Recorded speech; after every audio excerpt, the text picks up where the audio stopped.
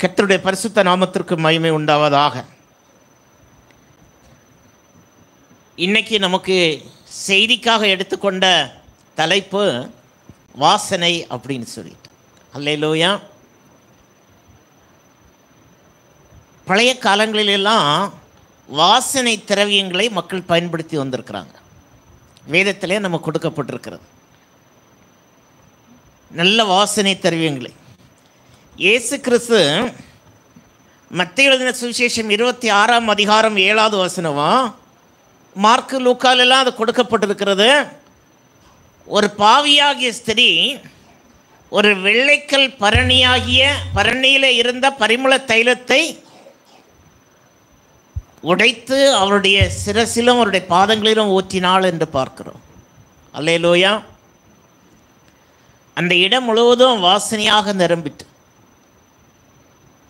அந்த காலத்தில் இந்த பரிமள தைலங்கள் அல்லது நலதம் என்கிற தைலம், கந்தவர்க்க தைலம், இப்படிப்பட்ட தைலங்கள் பொன்னுக்கு ஈக்குவலாக, பொன் கோல்டுக்கு ஈக்குவலாக இருந்திருக்கிறதே நாம் அறிந்திருக்கிறோம். அதை மிகப்பெரிய உயர்வகை வியாபாரங்களாக செய்து கொண்டு வந்தார்கள். யோசேப்பை இஸ்மவேலியரிடத்தில், அதாவது மீதியானிடத்தில் விற்று போட்ட போது அந்த வியாபாரிகளும் இப்படிப்பட்டதான உயர் வகையான வாசனை திரவியங்களை விற்பனை செய்யும்படியாக அவர்கள் கொண்டு போனார்கள் என்று சொல்லி வேதத்தில் எழுதப்பட்டிருக்கிறது. மத்தேயு எழுதின சுவிசேஷம் 2ஆம் அதிகாரத்தில் நம்ம படிக்கும்போது, இயேசு கிறிஸ்து பிறந்தபோது, மத்தேயு 2:11 வாசிப்போமானால், இயேசு கிறிஸ்து பிறந்தபோது வெள்ளைப்போளத்தையும் அதற்கு காணிக்கையாக வைத்தார்கள். பொன்னையும் தூபவர்க்கத்தையும் வெள்ளைப்போளத்தையும் அதற்கு காணிக்கையாக வைத்தார்கள். எல்லாரும் கரங்களை உயர்த்தி ஒரு அல்லேலூயா சொல்லுவோமா? வெள்ளைப்போளத்தை காணிக்கையை கொண்டு வந்தாங்க. ஏன்னா அது விலை மதிக்க முடியாத பொருள். அது அவருடைய பொக்கிஷமாக இருந்திருக்கிறது. தங்கள் பொக்கிஷங்களை திறந்து, அப்ப வாசனை திரவியங்கள் அந்த காலத்தில் பொக்கிஷமாக வைத்திருக்கிறார்கள் என்று சொல்லி நாம் அறிந்து கொள்ள முடிகிறது. அதோடு மாத்திரமல்ல, இந்த வாசனை திரவியங்களை பிரேத அலங்காரத்திற்கு பயன்படுத்தி வந்தார்கள். இப்போ கூட நம்ம நாட்டில் இப்போ கூட யாராவது இறந்து போனால் நம்ம ஊர் வழக்கத்தின்படி செண்டெல்லாம் போடுவாங்க. என்னென்னா ஸ்மெல் வராமல் இருக்கணும் அப்படின்னு சொல்லி வாசனை திரவியங்கள் மேலே போடுறதெல்லாம் நம்ம பார்க்குறோம். இது மரண வீட்டிலையும் யூஸ் பண்ணுவாங்க, கல்யாண வீட்டிலையும் யூஸ் பண்ணுவாங்க. எல்லா இடங்களிலையும் நம்முடைய வழக்கத்தின்படி யூஸ் பண்ணுறத நம்ம பார்க்குறோம். ஆனால் அந்த காலத்தில் நியாயப்பிரமாணத்தின்படி, தேவன் கொடுத்த சட்டத்திட்டத்தின்படி பரிசுத்த ஸ்தலத்தில் இது பயன்படுத்தப்பட்டது. அல்லேலூயா. நமக்கு தெரியும், ஆசரிப்பு கூடாரத்தில் பிரகாரம், பரிசுத்த ஸ்தலம், மகா பரிசுத்த ஸ்தலம். பரிசுத்த ஸ்தலத்தில் இது பயன்படுத்தப்பட்டது. ஆனால் இப்போ நம்ம எப்படியெல்லாம் அதை பயன்படுத்தணும் அப்படின்னு நான் உங்களுக்கு சொல்ல போகிறேன். அல்லேலூயா. அன்னைக்கு பரிசுத்த ஸ்தலத்தில் பயன்படுத்தப்பட்டது. இன்னைக்கு அந்த வாசனை திரவியங்கள் நமக்கு எப்படி, எதற்காக கொடுக்கப்பட்டிருக்கிறது, நாம் அதை எப்படி பயன்படுத்த வேண்டும் என்று சொல்லியும் வேத பகுதியிலிருந்து சிந்திக்க கர்த்தர் நமக்கு உதவி செய்வாராக. அல்லேலூயா. நம்ம வேதத்தில் படிக்கும்போது யாத்திராகமம் 30ஆம் அதிகாரம் 34, 35, 36 வசனங்களை வாசிக்கலாம். சுத்தமான சாம்பிராணியையும் நீ நிறையாக எடுத்து தைலக்காரன் செய்கிறது போல அதற்கு பரிமளமேற்றி துப்புரவான பரிசுத்த தூபவர்க்கமாக்கி அதில் கொஞ்சம் எடுத்து பொடியாக்கி இடித்து, நான் உன்னை சந்திக்கும் ஆசரிப்பு கூடாரத்திற்கும் சாட்சி சந்ததியின் வைப்பாயாக. அது உங்களுக்கு மகா பரிசுத்தமாய் இருக்க கிடவது. கர்த்தருடைய பரிசுத்த நாமத்திற்கு மகிமை உண்டாவதாக. பிதாவாகிய தேவன் பழைய ஏற்பாட்டு அல்லது நியாயப்பிரமாண ஆராதனை முறைகளை கொடுக்கும்போது ஆராதனையில் என்ன செய்தார்னு சொன்னால், தூப பீடத்தில் தூபத்தை உருவாக்க வேண்டும். அது மிகுந்த வாசனை உடையதாக இருந்தது. அது தேவனுக்கென்று மகா பரிசுத்தமானது என்று சொல்லி எழுதப்பட்டிருக்கிறது. சாதாரணமாக நமக்கு தெரியும், தூபம் போடுறது அப்படின்னு சொன்னால் இந்த தூப வர்க்கமாகிய பொடியை அதில் போடுவாங்க. நெருப்பில் போடும்போது அதிலிருந்து வருகிற புகை தான் அந்த இடம் முழுவதையும் வாசனையாக நிரப்பும். இந்த தூபம் போடுற பழக்கம் அந்த காலத்திலே இருந்து வந்ததை நாம் அறிந்திருக்கிறோம். அல்லேலூயா. இந்த தூபத்தை அவர்கள் போட்டார்கள். அந்த வாசனை அது ஆண்டவருக்கென்று அர்ப்பணிப்போடு அதை செய்தார்கள் என்று சொல்லி வேதத்திலே கொடுக்கப்பட்டிருக்கிறது. அது என்னெல்லாம் எப்படி செய்யணும் என்கிறது ஆண்டவருடைய பிரமாணமாக இருக்கிறது. வெள்ளைப்போளம், குங்குலியம், அல்பான் பிசின், சாம்பிராணி இவைகளை சம அளவு எடுத்து செய்ய வேண்டும். தைலக்காரன் செய்கிறது அதுக்குன்னு ஒரு ஃபார்மட் இருக்கு. தைலக்காரன் செய்கிறது போல அதை சிறப்பாக ஒரு வாசனை திரவியமாக இந்த பொருட்களை எடுத்து செய்ய வேண்டும் என்பது ஆண்டவருடைய திட்டமாக இருக்கிறது. அதோடு மாத்திரமல்ல, இதை செய்யும்போது இது ஆண்டவருக்கு செய்கிறதுனால இதற்கு நிகரான ஒன்றை வேறு யாரும் செய்யக்கூடாது, ஏனென்றால் இது தேவ சமூகத்திலே இருக்க வேண்டியது அப்படின்னு கொடுக்கப்பட்டிருக்கிறது.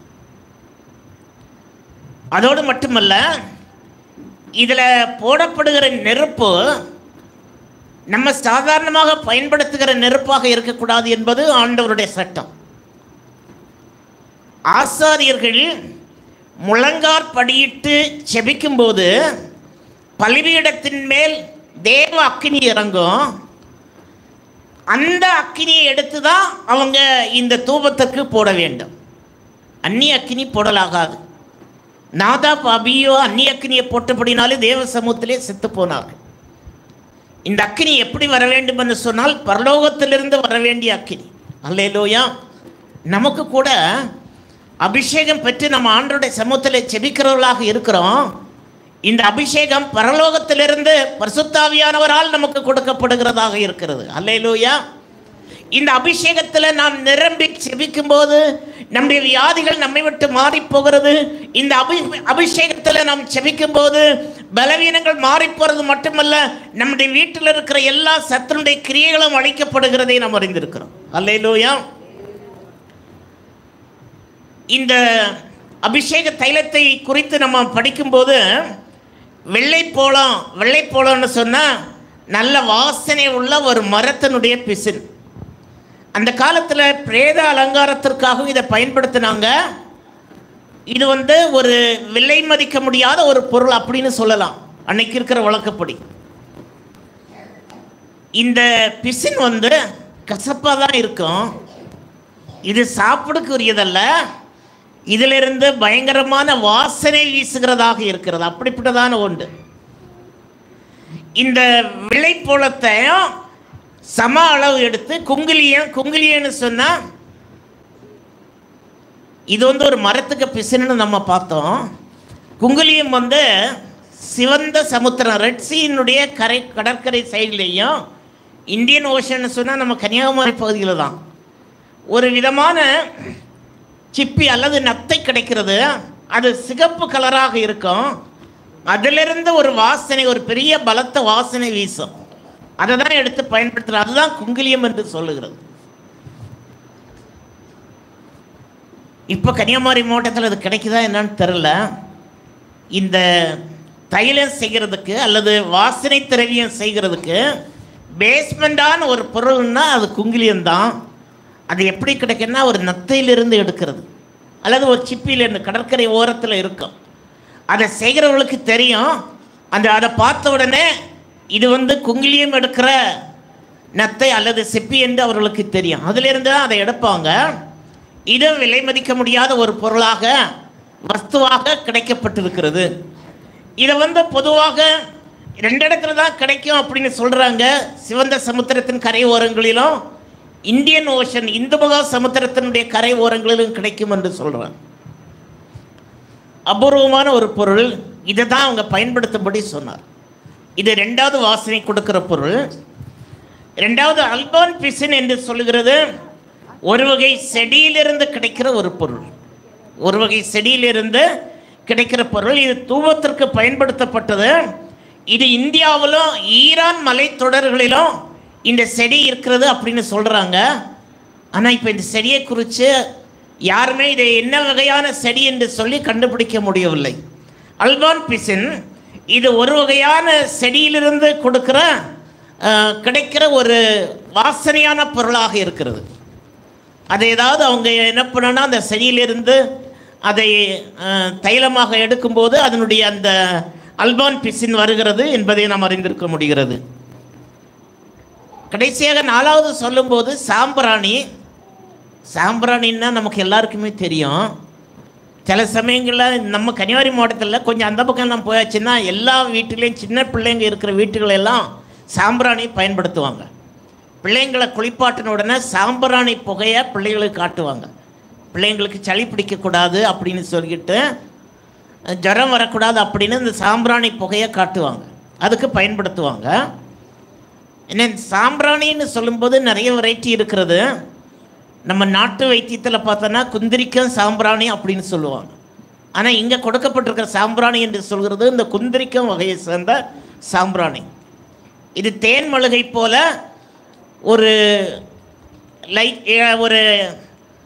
மஞ்சள் கலர், லைட் மஞ்சள் கலரில் இருக்கும், படிகமாக இருக்கும். அதுதான் இந்த சாம்பிராணி என்று சொல்கிறது. இது ஒரு மரத்திலிருந்து எடுக்கப்படுகிற ஒரு பிசின்.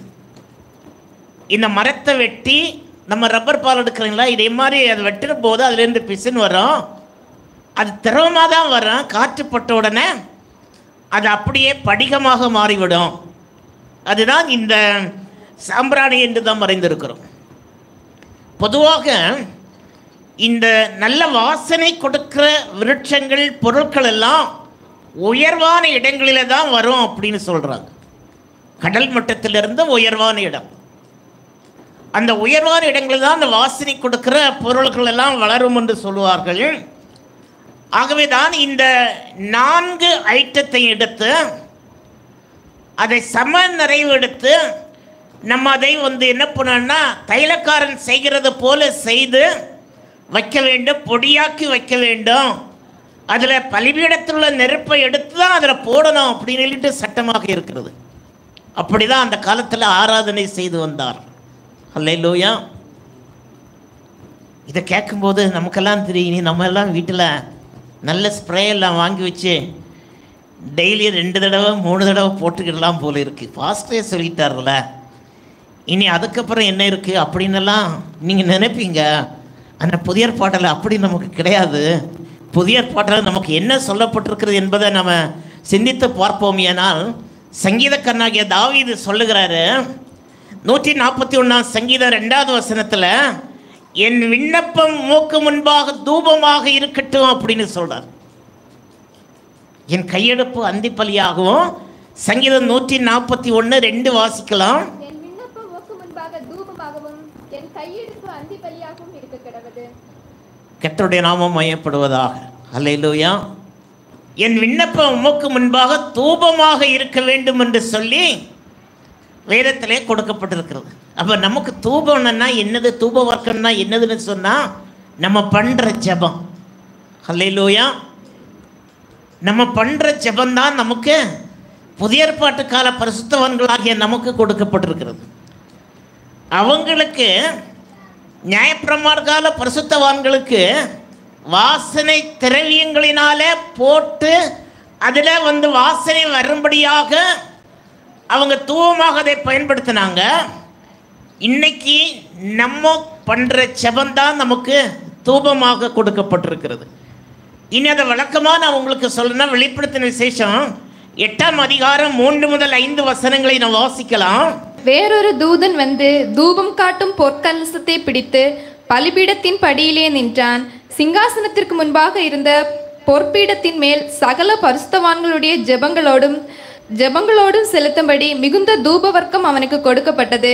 அப்படியே பரிசுத்தவான்களுடைய ஜெபங்களோடும் செலுத்தப்பட்ட தூபவர்க்கத்தின் புகையானது தூதனுடைய கையிலிருந்து தேவனுக்கு முன்பாக எழும்பிற்று.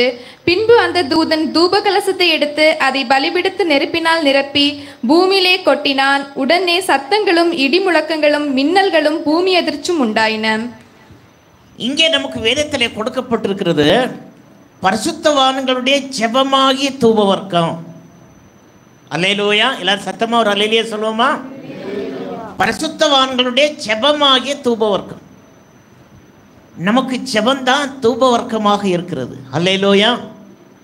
இந்த தூபத்தில் வாசனை இருந்தது போல நம்முடைய ஜெபத்திலேயும் வாசனை இருக்க வேண்டும். அல்லேலூயா.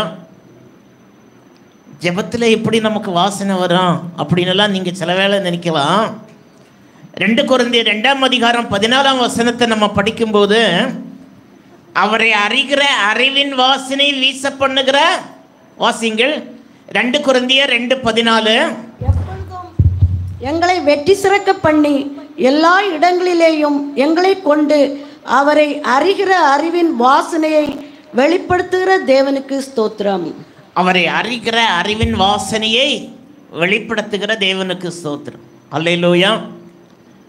நம்முடைய ஜெபத்தில் வாசனை இருக்கணும் அப்படின்னு நம்ம பார்த்தோம் இல்லையா? பழைய ஏற்பாட்டில் வெள்ளைப்போளம், குங்கிலியம், அல்பான் பிசின், சாம்பிராணி இவைகளினாலே வாசனை கொடுத்தார்கள்.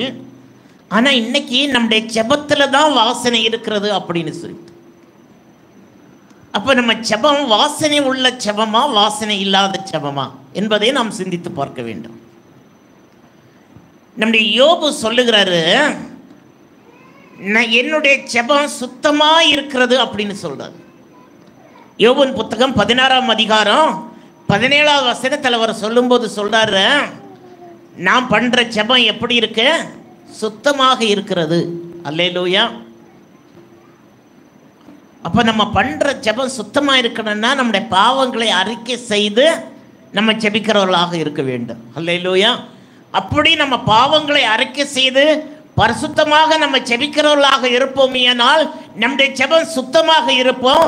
நம்முடைய ஜெபம் ஆண்டவருக்கு முன்பாக தூபமாக அது பரலோகத்திலே சேகரிக்கப்படும். நம்ம பண்ற ஜெபமெல்லாம் பரலோகத்தில் சேகரிக்கப்படும். எனக்கு ஒரு சகோதரியை தெரியும். அவங்க இப்போ இல்லை, கொஞ்ச நாளைக்கு முன்னால், கொஞ்சம் சில வருடங்களுக்கு முன்னால் மரித்து போனாங்க. அவங்க ஒரு பெந்தெகோஸ்தே சபை விசுவாசி. அவங்க வீட்டுக்கு சிலர் என்ன பண்ணான்னா ஜெபிக்கிறதுக்கு கூட போவாங்க. பக்கத்தில் இருக்கிற விசுவாசி, என்ன பேரை சொன்னால் எல்லாருக்குமே தெரியும், அதனால தான் நான் பேரை சொல்லலை. சிலர் அவங்க வீட்டுக்கு ஜெபிக்க கூட போவாங்க. அவங்க ஜெபம் பண்ணி அனுப்புவாங்க. அந்த ஏரியாவுக்கு ஒரு பெரிய விசுவாசி. ஒரு நாள் திடீரென்று ஞாயிற்றுக்கிழமை காலையில் அவங்க வீட்டில் மந்திரவாதம் நடந்தது. அந்த மந்திரவாதத்தை எல்லாம் முடிச்சுக்கிட்டு 10 மணிக்கு அவசரமாக பைபிள் எடுத்துகிட்டு வெள்ளை சாரியும் கட்டிக்கிட்டு சர்ச்சுக்கு போனாங்க. நான் ஒரு பக்கத்தில் நடந்த சம்பவத்தை தான் சொல்கிறேன், தூரத்தில் உள்ள சம்பவத்தை சொல்லலை. இந்த அம்மாவுக்கு ஜெபம் வாசனையாக இருக்குமா? இருக்காது. அல்லேலூயா. கெட்ட வாசனையாக இருக்கும். அதுதான் இங்கே அவரை அறிகிற அறிவின் வாசனை. 2 கொரிந்தியர் 2:16 கூட நம்ம வாசிப்போம். 2 கொரிந்தியர் 2:16 கெட்டுப்போர்களுக்குள்ளேயும் நாங்கள் தேவனுக்கு கிறிஸ்துவின் நற்கந்தமாய் இருக்கிறோம். கெட்டுப்போகிறவர்களுக்குள்ளே மரணத்துக்கு ஏதுவான மரண வாசனையாகவும் ரட்சிக்கப்படுகிறவர்களுக்குள்ளே ஜீவனுக்கு ஏதுவான ஜீவ வாசனையாகவும் இருக்கிறோம். இவைகளை நடப்பிக்கிறதற்கு எவன் தகுதியானவன்? கர்த்தருடைய நாமம் மகிமைப்படுவதாக. அல்லேலூயா. இங்கே கெட்டுப்போர்களுக்குள்ளே மரணத்துக்கு ஏதுவான மரண வாசனையாகவும் ரட்சிக்கப்படுவதற்குள்ளே ஜீவனுக்கு ஏதுவான ஜீவ வாசனையாகவும் இருக்கிறோம். இவைகளை நடப்பிக்கிறதற்கு எவன் தகுதியானவன்? அதே போல இங்கே நம்ம வேதத்தை படிக்கும்போது நம்ம சரியில்லைன்னா நம்முடைய ஜெபமும் துபமாக சேகரிக்கப்படாது. அல்லேலூயா. நம்ம ஜெபம் பண்ணோம்னா அதுக்கு ஒரு தகுதி உண்டு. நம்முடைய பாவங்களை அறிக்கை செய்து நம்முடைய பாவங்களை எல்லாம் ஆண்டவர் மன்னித்தார் என்கிற ஒரு விசுவாசத்தோடு நாம் நம்மை பரிசுத்தப்படுத்தி கொண்டு ஆண்டவருக்கு முன்னே ஜெபிக்கிற ஜெபந்தான் ஜெபம். அதுதான் பரிசுத்தவான்களுடைய ஜெபம். பாருங்க, நம்ம காலையிலிருந்தே விக்கிரகங்களுக்கு முன்னால் போய் நின்று வணங்கிட்டு எதுவாக இருந்தாலும் பரவாயில்லை அப்படின்னு சொல்லிட்டு, ஒரு முறை என்னுடைய வீட்டில் சமீபத்தில் தான் நடந்த ஒரு சம்பவம். ஒரு ராப்பாடி எங்கள் வீட்டுக்கு வந்தான். வந்துட்டு சொல்லுவாங்களே நல்ல காலம் பிறக்க போகுது, நல்ல காலம் பிறக்க போகுது அப்படின்னு. அவன் வந்த உடனே ஒரு 2 பாயிண்ட் சொன்னான். அவன் சொன்னதெல்லாம் கரெக்டாக தான், ஏன்னா பிசாசுக்கு எல்லாம் தெரியும் இல்லையா. அப்போ உடனே நான் சொன்னேன், நீங்கள் போயிருங்க அப்படின்னு சொன்னேன். இங்கே எதுவும் சொல்லண்டா, போயிருங்க அப்படின்னு சொன்னேன். இல்லை, நான் கிறிஸ்தவங்களுக்கு கிறிஸ்தவ முறைப்படி நான் சொல்லுவேன், முஸ்லீம்களுக்கு முஸ்லீம் முறைப்படி சொல்லுவேன், இந்துக்களுக்கு இந்து முறைப்படி நான் சொல்லுவேன். நீங்கள் கிறிஸ்தவங்கன்னு எனக்கு தெரியும் அப்படின்னு உடனே கழுத்தில் இருந்த ஒரு ஜெபமாலையை எடுத்து காட்டினா அதில் சிலுவை இருந்தது. முஸ்லீம்களுக்கு இதை வச்சு சொல்லுவேன் அப்படின்னு சொன்னான். அவன் சொல்கிறான், சின்ன பையன்தான், என்ன சின்ன பையன் நினைக்காதீங்க சார், நான் கரெக்டாக சொல்லிடுவேன், 21 ரூபா கொடுத்தா போதும் உங்களுக்கு நான் கரெக்டாக எல்லாம் சொல்லிடுவேன் அப்படின்னு சொன்னான். நீ ஒன்றுமே சொல்லண்டாப்பா, நீ போயிரு அப்படின்னு சொன்னான். அவன் வேறு வழி இல்லாமல் உடனடியாக அந்த இடத்த விட்டு அவன் போகிறான்.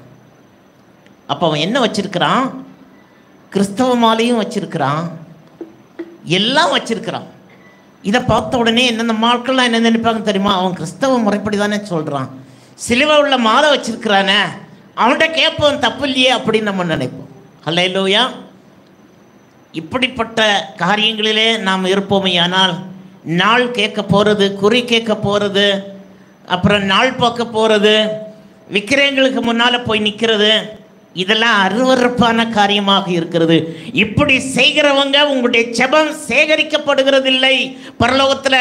இப்படி செய்வோமையானால் நம்முடைய ஜெபங்கள் தூபவர்க்கமாக பரலோகத்திலே அங்கீகரிக்கப்படுகிறதில்லை, அது பரலோகத்துக்கு கடந்து போகிறதில்லை.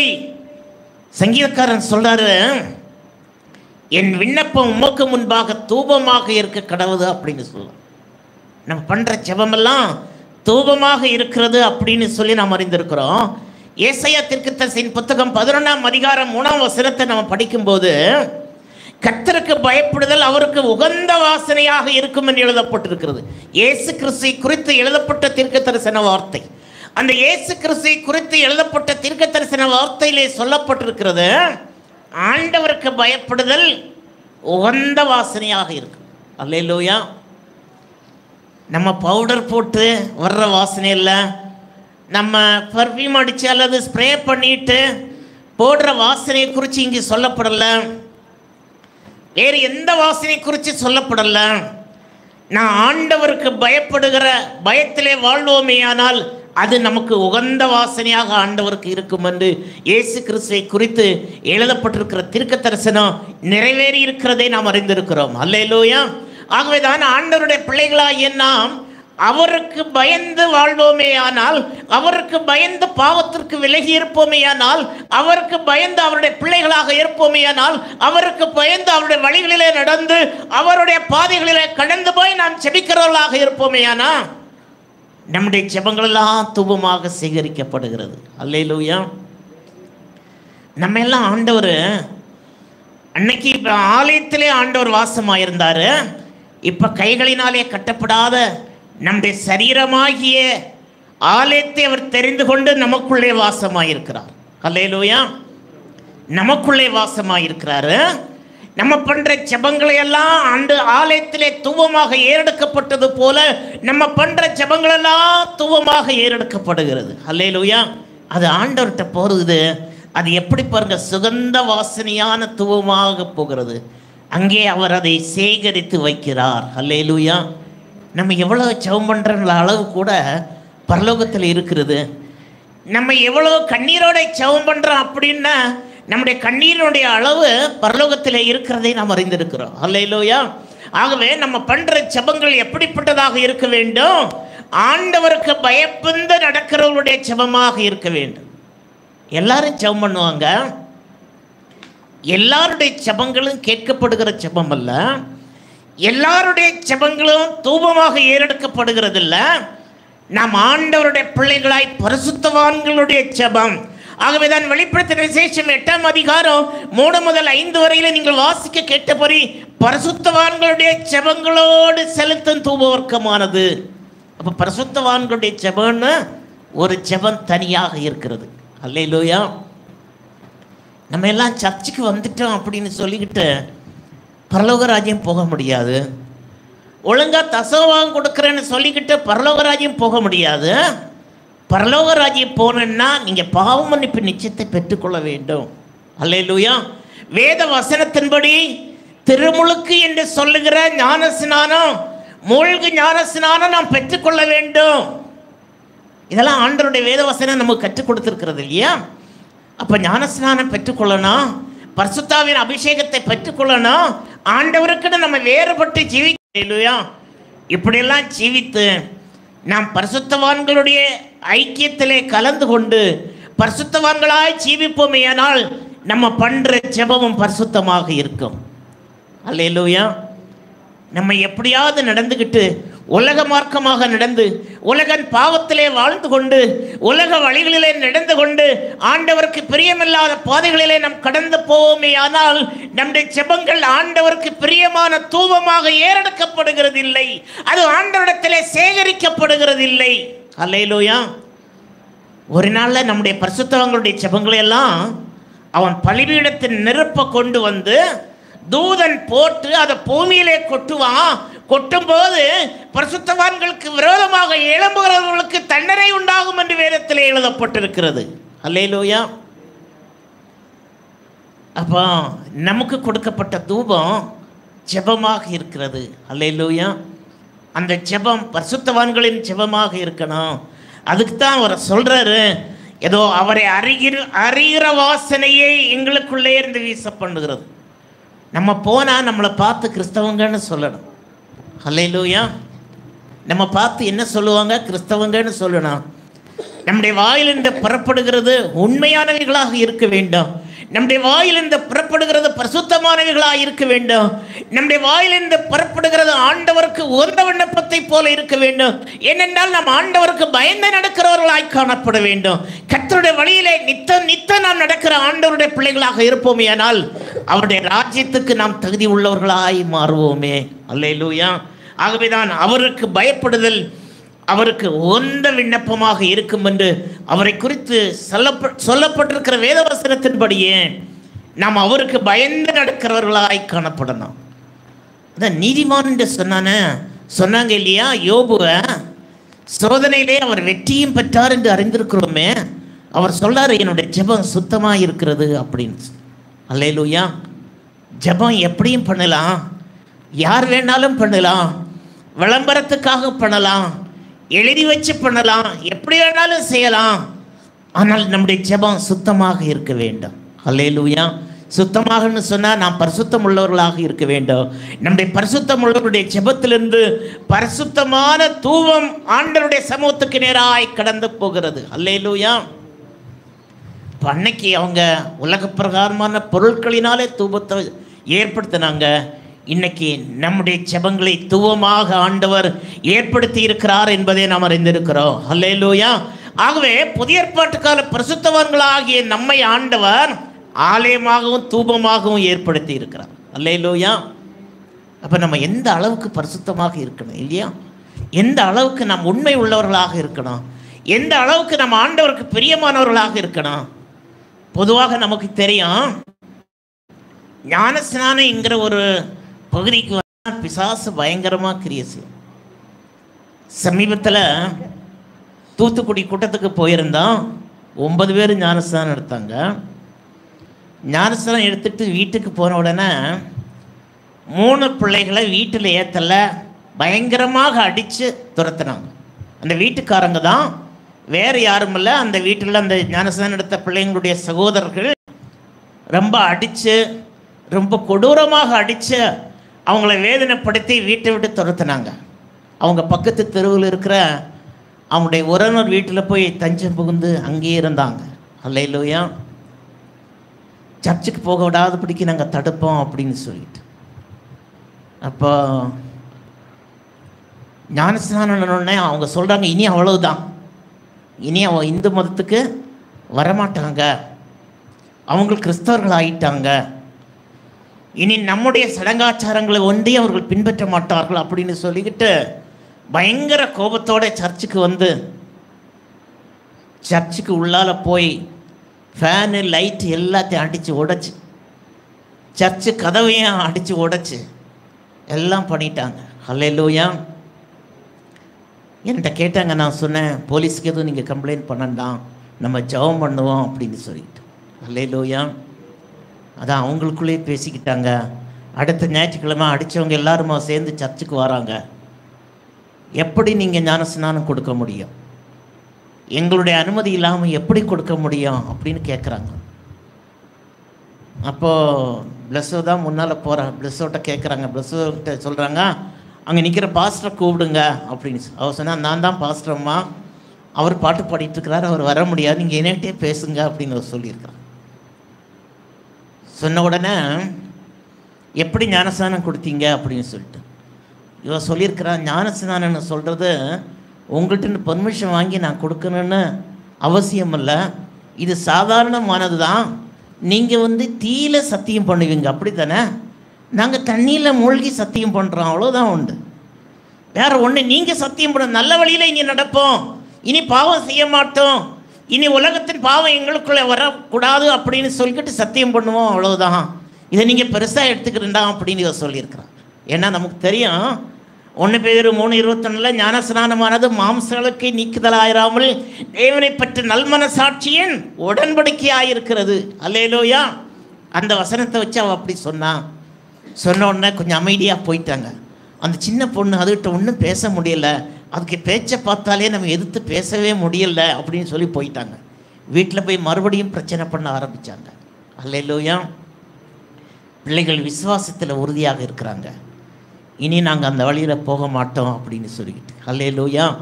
கர்த்தர் தம்முடைய பிள்ளைகளை நேசிக்கிறார் என்பதை நாம் அறிந்து கொள்ள வேண்டும்.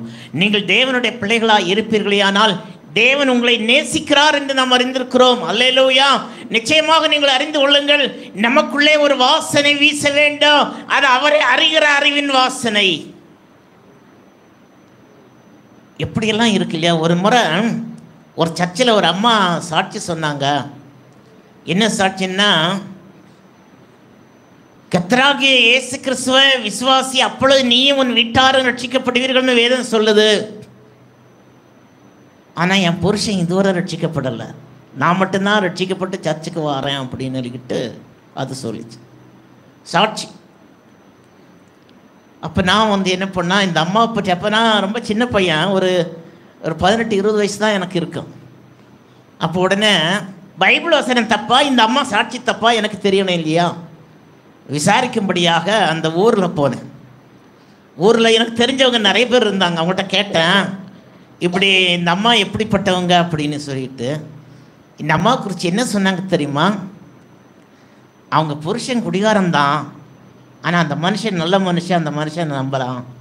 இந்த பொம்பளையை நம்பவே முடியாது, பக்கத்து வீட்டுகளை போய் கடன் வாங்கியாச்சுன்னா அவ்வளோதான், திருப்பி கிடைக்கவே கிடைக்காது, அதை சொல்கிறதுல ஒன்றுமே உண்மை இருக்காது, அதை சொல்கிறதுல எதுவுமே சரி இருக்காது, மோசமான பொம்பளை அப்படின்னு சொன்னாங்க எல்லாரும். அல்லேலூயா. சாட்சி மட்டும் சபையில் எப்படி இருக்கு, ஆண்டவருடைய வசனத்தை மேற்கோள் காட்டுகிறார்களே, அவருடைய ஜீவியம் சரியில்லை. என்னை கேட்கின்ற அருமையான தேவனுடைய பிள்ளைகளே, நாம் ஆண்டவருக்கு சாட்சிகளாக இருக்க வேண்டும், ஆண்டவருக்கு தீபங்களாக இருக்க வேண்டும், ஆண்டவருடைய தூபவர்க்கமாக நாம் இருக்க வேண்டும். நம்மிடத்திலிருந்து புறப்படுகிற வாசனை அவரை அறிகிற அறிவின் வாசனையாக இருக்க வேண்டும். அப்பொழுது நம்முடைய ஜெபத்திலே அவர் பிரியமாக இருப்பார். அல்லேலூயா. அப்போ நம்முடைய ஜெபம் கேட்கப்படுகிற ஜெபமாக இருக்கு என்பதில் சந்தேகமே இல்லை. அல்லேலூயா. பாருங்க, ஆண்டவரை பார்த்தோன்னே அந்த அன்பு மிகுதினால பாவியாகிய ஸ்திரீ அந்த வெள்ளைக்கல் பரணியில் இருந்த பரிமள தைலத்தை அப்படியே உடைச்சிட்டாங்க. எல்லாரும் ஆச்சரியப்படுறாங்க, இது பயங்கர விலை மதிப்புள்ள பொருளாச்சே, இதை விற்று தரித்திரர் கொடுத்துருக்கலாமே, இவ்வளோ வீணாக்கிட்டாங்களே அப்படின்னு. ஆண்டவர் சொன்னார், தரித்திரர்கள் எப்பொழுதும் உங்களோடு கூட இருப்பாங்க, நான் எப்பொழுதும் உங்களோடு கூட இருக்கிறேன். என்னை அடக்கம் பண்ணுவதற்கு ஏதுவாக அவள் இதை செய்திருக்கிறார்கள். இவள் செய்த இந்த நற்கிரியை சுவிசேஷமாக உலகமெங்கு அறிவிக்கப்படும் அப்படின்னு சொன்னார். அதான் இன்னைக்கு நம்ம படிச்சுக்கிட்டு இருக்கிறோம். அல்லேலூயா. ரோமர்கள் தான் இந்த பரிமள தைலங்களை பரணியில் சேகரிப்பாங்க. கல்லினாலே செய்யப்பட்ட பரணி, இது வெள்ளைக்கல்லினாலே செய்யப்பட்ட பரணி. நமக்கு பாருங்க, இந்த தக்கலை பக்கத்தில் கல்குறிச்சி இருக்கு. அந்த தக்கலை அந்த கோர்ட்டு ஜங்ஷன்லேருந்து அந்த கல்குறிச்சிக்கு நம்ம திரும்பும்போது இந்த கல்லினாலே செய்யப்பட்ட நிறைய பொருட்கள் செய்து வச்சிருக்கிறாங்க. வெள்ளைக்கல் பரணியெல்லாம் இப்போ கிடைக்கிறது ரொம்ப கஷ்டம், ஆனால் சாதா பரணியெல்லாம் இருக்கும், அவங்க செய்து வச்சிருக்கிறாங்க. இந்த தொழில்நுட்பத்தின்படி செய்யப்பட்ட பரணியாக இருந்தால் கூட ஒரு சின்ன பரணியை நம்ம எடுத்தால் கூட ஏறக்குறைய ஒரு 15-20 கிலோ வெயிட் இருக்கும். ஆனால் இது வெள்ளைக்கல் பரணியில் செய்திருக்கிறாங்க. அந்த காலத்தில் இவ்வளோ பெரிய தொழில்நுட்பம் இல்லாமல் இருந்தாலும் இன்னைக்கு அது 15-20 கிலோ வெயிட் இருக்குன்னு சொன்னால் அன்னைக்கு அது ஒரு 30 கிலோயாவது வெயிட் இருந்திருக்கும் இல்லையா? அந்த வெயிட்டான அந்த பரணியை கொண்டு வந்து அவள் உடைத்தாள் என்று சொல்லப்பட்டிருக்கிறது. அல்லேலூயா. அந்த காலத்து ஆட்கள்லாம் நம்ம விட பலசாலிகளாக இருந்திருப்பாங்க. இல்லைன்னா சாதாரணமாக ஒரு கையில் அப்படி அந்த பரணியை தூக்கிட்டு போக முடியுமா? அல்லேலூயா. ஏனால் அது கல்லினாலே செய்யப்பட்டது. அந்த பரணியிலே சேகரிப்பது அவர்களுக்கு வழக்கம். நம்ம கூட உணவுப் பொருட்களை செய்து கூட அலுமினிய பாத்திரத்தில் செய்து வச்சுக்கிட்டு அடுத்த நாள் சாப்பிடணும்னா யோசிப்போம். அந்த அலுமினியத்தில் இருக்கிற கரைகள் அந்த உணவுப் பொருட்களில் வந்துவிடும் அப்படின்னு சொல்லி. அதனால் எந்த பிரச்சனையும் வராமல் இருக்கிறதுக்கு அந்த பரிமள தைலம் குறைபாடு இல்லாமல் இருக்கும்படியாக அந்த வெள்ளைக்கல் பரணியை அவர்கள் தேர்ந்தெடுத்து அவர்கள் செய்ததைப் போல நாம் குறைவற்றவர்களாய் இருக்கும்படியாக, நிறைவுள்ளவர்களாய் காணும்படியாக, இதோ அந்த வெள்ளைக்கல் பரணியிலே இருந்த பரிமள தைலத்தை போல நாம் அதிக வாசனை கொடுக்கிறவர்களாய் இருக்க வேண்டுமானால் நாம் கலப்பற்ற உண்மையான ஆண்டவருடைய பிள்ளைகளாக இருக்க வேண்டும். வேத வசனத்தின்படி நடக்கிற உண்மையானவர்களாய் காணப்பட வேண்டும் என்று வேதம் நமக்கு கற்பிக்கிறது. அல்லேலூயா. கர்த்தருக்கு பயந்து அவர் வழியில் நடக்கிறவன் எவனோ அவன் பாக்கியவான் என்று வேதத்திலே நமக்கு கொடுக்கப்பட்டிருக்கிறது. நாம் அவருக்கு பயந்து அவருடைய வழிகளிலே நடப்போமேயானால் நம்முடைய வாழ்க்கையில நாம் ஜெப தூபங்களாய் நாம் ஆண்டவருடைய சமூகத்திலே வருவோம். அல்லேலூயா. நம்ம எவ்வளவுதான் ஜெபம் பண்ணாலும் சிலர் சொல்லுவாங்க, இவ்வளவுதான் ஜெபம் பண்ணாலும் ஜெபம் கூரைக்கு மேலே போகாது அப்படின்னு சொல்லுவாங்க. நம்ம சொல்கிற வழக்கத்தை கேட்டிருக்கிறோம் இல்லையா? இதற்கு காரணம் இதுதான். நம்முடைய ஜெபம் நாம் பண்ணும்போது அது ஆண்டவருடைய சமூகத்தில் போய் நிற்க வேண்டும். ஆகவேதான் என் விண்ணப்பம் உமக்கு முன்பாக தூபமாக இருக்க வேண்டும். இது பரிசுத்தவான்களுடைய ஜெபங்களோடு செலுத்துகிற தூபமாக இருக்கிறது. ஆகவே அவரை அறிகிற அறிவின் வாசனை நம்மிடத்திலிருந்து உண்டாக வேண்டும். அவர் சொல்றாரு, மரண வாசனையும் ஜீவ வாசனையும் அப்படின்னு. மரண வாசனையை நம்ம யாரும் விரும்ப மாட்டாங்க. அல்லேலூயா. நம்மை அவரை அறிகிற அறிவின் வாசனை நம்மிடத்திலிருந்து புறப்படும்படியாக அது ஜீவ வாசனையாக இருக்கிறது. அல்லேலூயா. ஆகவே நாம் அதிகமாய் ஜெபிக்கிறவர்களாக மாறுவோம். நம்முடைய வாழ்க்கை ஒரு ஜெப வாழ்க்கையாக மாறட்டும். நம்ம அதிகமாய் ஆண்டவருக்கென்று ஜீவிக்கிறவர்களாக நம்மை ஒப்பு கொடுப்போம். கர்த்தர் நம் மூலமாய் பெரிய காரியத்தை செய்வார். கர்த்தர் நம் மூலமாய் பெரிய வாசனையை ஏற்படுத்துவார். அல்லேலூயா. நம்ம எல்லாரும் கண்களை மூடி ஆண்டவருடைய சமூகத்தில் ஜெபிப்போமா? கர்த்தர் பெரிய காரியங்களை செய்கிற தேவனாக இருக்கிறார். விசுவாசத்தினாலே முற்காலத்திலே பரிசுத்தவான்கள் நற்சாட்சி பெற்றார்கள் என்று சொல்லப்பட்டிருக்கிறது. யோபு சொல்லும்போது என் ஜெபம் சுத்தமாக இருக்கையிலும் அவருடைய ஜெபம் சுத்தமாக இருந்தது என்று சொல்லுகிறார். நம்ம எப்படியாவது போய் ஜெபம் பண்ணிட்டு உட்கார்ந்து ஜெபம் பண்ணிட்டு வரதல்ல. நம்முடைய ஜெபம் ஒரு சுத்தமான ஜெபமாக இருக்க வேண்டும். நம்முடைய ஜெபம் பரிசுத்தமான ஜெபமாக இருக்க வேண்டும். நம்முடைய ஜெபம் ஆண்டவருக்கு பிரியமானதாக இருக்க வேண்டும். அது கர்த்தரை அறிகிற அறிவின் வாசனை வீச பண்ணுகிறதாக இருக்க வேண்டும். அது தேவனுடைய பார்வையிலே உகந்த விண்ணப்பமாக இருக்கும்போது, அது உகந்த விண்ணப்பமாக இருக்கும்போது அது தூபமாக ஏறெடுக்கப்படுகிறது. அந்த தூபமாக நம்முடைய ஜெபங்கள் ஏறெடுக்கப்படும்படியாக நம்முடைய ஜெபமும் பரிசுத்தமாக இருக்க வேண்டும் என்று ஆண்டவர் விரும்புகிறார். ஆமென். அல்லேலூயா. நம்ம எல்லாரும் ஆண்டவருடைய சமூகத்தில் சற்று நேரம் நம்மை தாழ்த்தி நாம் ஜெபிப்போமா? கர்த்தர் நம்மை கொண்டு பெரிய காரியங்களை செய்கிற தேவனாய் இருக்கிறார். கர்த்தர் நம்மை கொண்டு அதிசயங்களை செய்கிற தேவனாய் இருக்கிறார். அவர் நமக்கு எல்லாவற்றுக்கும் போதுமானவராக இருக்கிறார். ஆமென். அல்லேலூயா. அல்லேலூயா.